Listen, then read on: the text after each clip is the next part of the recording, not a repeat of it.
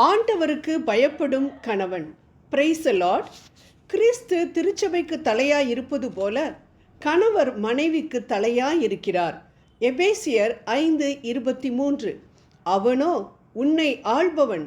தொடக்க நூல் 3:16. அதாவது ஆண்டவரின் நியதிப்படி கணவன்தான் வீட்டிற்கு தலைவன். அவன் படித்தவனாக இருந்தாலும் சரி, படிக்காதவனாக இருந்தாலும் சரி, இதுதான் விவிலிய உண்மை. இந்த உண்மையை மறுப்பவர்கள் ஆண்டவரின் கூற்றுக்கு எதிராக செயல்படுபவர்கள். எந்த வீட்டில் கணவன் உயிரோடு இருக்கும் பொழுது தன் வீட்டில் மனைவி தலையாய் செயல்படுகிறாளோ அந்த வீட்டில் கிறிஸ்து தலைவராக இருக்கவே முடியாது. இந்த நவீன உலகில் ஆணும் பெண்ணும் சமம் என்ற கோஷங்கள் பல எழும்பினாலும் விவிலியத்தின்படி வீட்டிற்கு எப்பொழுதும் ஆண்தான் தலைவர். ஆனால் தற்பொழுது நாம் காண்பது என்ன? தங்கள் கணவரை பெயர் சொல்லி அழைக்கும் பெண்கள், வாடா போடா என்று மரியாதையின்றி அழைக்கும் பெண்கள். இவர்கள் எல்லாம் அறிந்து கொள்ள வேண்டியது என்னவென்றால், நவீன உலகிற்கு ஏற்ப அவர்கள் தங்களை மாற்றிக்கொள்ளலாம். ஆனால் ஆண்டவரின் திருவுள்ளப்படி அவரின் கட்டளைகளை அவர்கள் மீறுகின்றார்கள் என்பதுதான் விவிலியத்தின் உண்மை. அதற்காக ஆண்கள் தங்கள் மனம் போன போக்கில் நடக்கலாம் என்று அர்த்தமில்லை.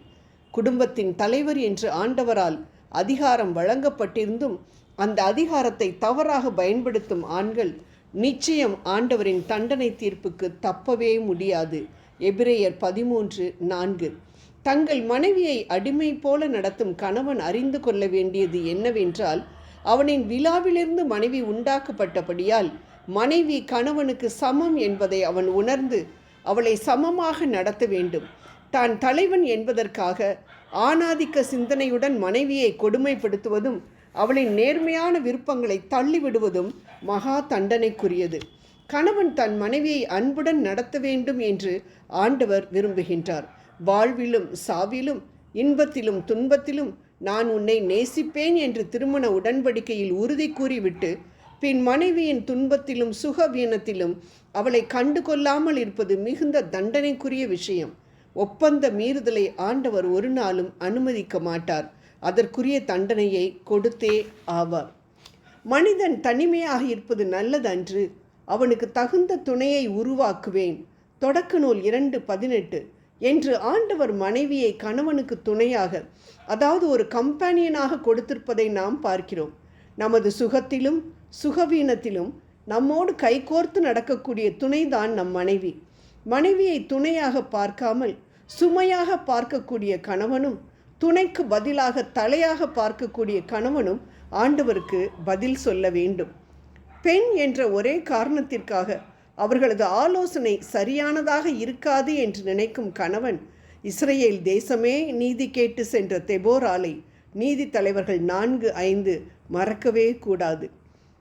கணவன் அறிந்து கொள்ள வேண்டிய விஷயம் என்னவென்றால், ஆலோசனையை மனைவியிடம் கேட்கலாம், ஆனால் முடிவு எடுக்க வேண்டியது ஆண்டவரின் ஆலோசனை படிதான். கணவருக்கு உள்ள மிக முக்கிய பொறுப்பு மனைவியை புரிந்து நடப்பதுதான் என்று சொல்லிக்கொண்டு அநேக கணவன்மார்கள் தங்களின் தாய் தந்தையை புறக்கணிப்பதை இவ்வுலகில் பார்க்கின்றோம். இந்த இடத்தில் நான் கூற விரும்புவது என்னவென்றால், இருவரையும் சமமாக நடத்த வேண்டும் என்று ஆண்டவர் விரும்புகிறார். எபேசியர் 5:31 இதனால் கணவர் தன் தாய் தந்தையை விட்டு தன் மனைவியுடன் ஒன்றித்திருப்பார், இருவரும் ஒரே உடலாயிருப்பார் என்று புனித பவுல் கூறுவதை பார்க்கிறோம். நம் ஆண்டவரின் கூற்றை தொடக்க நூல் 2:24 புனித பவுல் உறுதியுடன் ஆமோதிப்பதை பார்க்கின்றோம். ஆனால் அதே சமயம் அவர் எபேசியருக்கு எழுதிய திருமுகம் 6ஆம் அதிகாரம் 2-3 வசனங்களில் உன் தாய் தந்தையை மதித்து நட, இதனால் மண்ணில் நீ நீடூழி வாழ்வாய் என்று கூறுவதையும் நாம் பார்க்கின்றோம். ஆகவே மனைவியையும் பெற்றோரையும் இரு கண்கள் போல பார்க்க வேண்டும் என்று விவிலியம் தெல்ல தெளிவாக கூறுகிறது. அன்பான சகோதரர்களே, இவை அனைத்திலும் முதல் கட்டளையாக ஆண்டவர் நமக்கு கொடுத்திருப்பது, என்னை விட தன் தாய், மனைவி, பிள்ளைகள், சகோதர சகோதரிகளை மேலாக கருதுபவர்கள் எனக்கு சீடராய் இருக்க முடியாது. லூக்கா 14:26. ஆகவே முதலில் கடவுள், பின் தான் மற்றவர்கள் என்ற வாழ்க்கையை நீங்கள் பின்பற்றினால் நிச்சயம் ஆண்டவர் உங்கள் வீட்டில் தலைவராக இருந்து சமாதானத்தை அருள்வார் என்பதில் சந்தேகமே இல்லை. ஆமேன்.